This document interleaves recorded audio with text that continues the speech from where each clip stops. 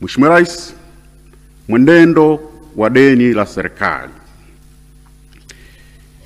Kufikia tarehe 30 Juni 2024, deni la serikali lilifikia shilingi trilioni 97.35. Kiasi hiki kimeongezeka kutoka shilingi trilioni 82.25 kilichokuwa kimeripotiwa katika mwaka wa fedha wa 2022/2023.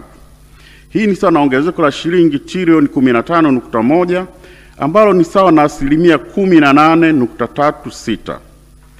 Deni hilo linajumuisha deni la ndani la shilingi trilioni 31.95 na deni la nje la shilingi trilioni 65.40.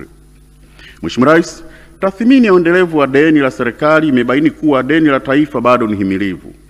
Viashiria vikuu vinaonyesha kuwa thamani halisi ya deni la nje ni asilimia 23.6 ya pato la taifa, chini ya ukomo wa asilimia 40, na deni la jumla ni asilimia 41.1 ya pato la taifa, chini ya ukomo wa asilimia 55.